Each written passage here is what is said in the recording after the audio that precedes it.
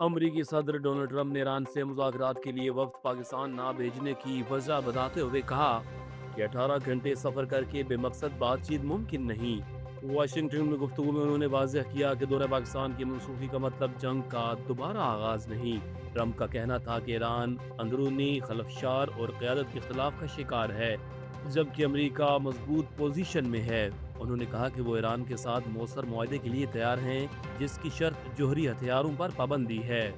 جنگ بندی کے خاتمے سے متعلق انہوں نے کہا کہ ابھی اس پر غور نہیں کیا۔ ٹرمپ نے مزید کہا کہ ایران جب چاہے رابطہ کر سکتا ہے۔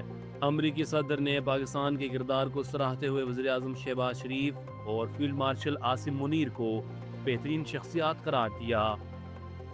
اسلام آباد کی ضلعی انتظامیہ نے ایک ہفتے سے بند پبلک اور گڈز ٹرانسپورٹ بحال کرنے کا اعلان کر دیا ہے۔ شہر میں فیض آباد کے علاوہ تمام بس اڈے کھول دیے گئے ہیں، جبکہ فیض آباد ٹرمینل تا حکم ثانی بند رہے گا۔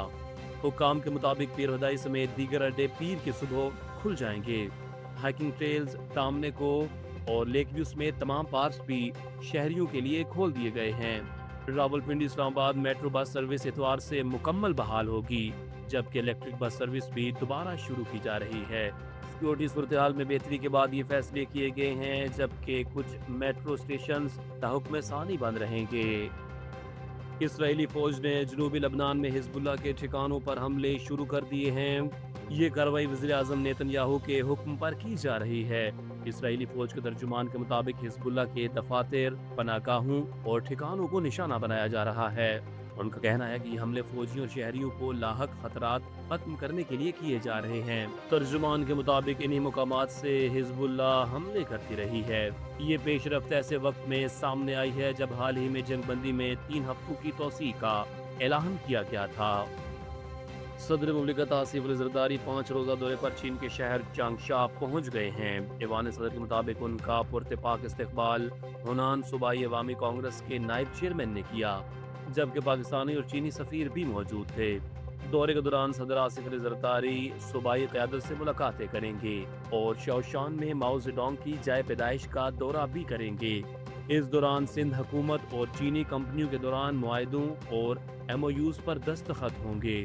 بیان میں کہا گیا ہے کہ یہ دورہ پاکستان اور چین کے درمیان معاشی تعاون اور سی پیک شراکت داری کو مزید مضبوط بنائے گا۔ PSL 11 میں دفاعی چیمپئن لاہور قلندرز نے پشاور زلمی کو 6 وکٹوں سے شکست دے دی۔ قذافی اسٹیڈیم لاہور میں کھیلے گئے میچ میں لاہور قلندرز نے ٹاس جیت کر پہلے فیلڈنگ کا فیصلہ کیا۔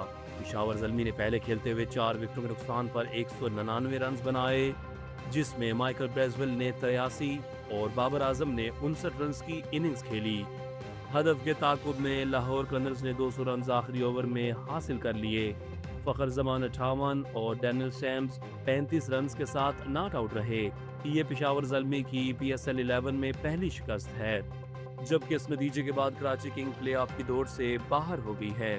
پوائنٹس ٹیبل پر لاہور قلندرز چوتھی پوزیشن پر آ گئی ہے، جبکہ حیدرآباد کنگز مین اب بھی پلے آف کی دوڑ میں شامل ہے۔ حیدرآباد کنگز مین کو پلے آف میں پہنچنے کے لیے راولپنڈی کے خلاف آئندہ میچ جیتنا ہوگا اور لاہور قلندرز سے بہترین رن ریٹ حاصل کرنے کے لیے 84 رن سے فتح یا پھر 9.5 اوورز میں ہدف پورا کرنا ہوگا۔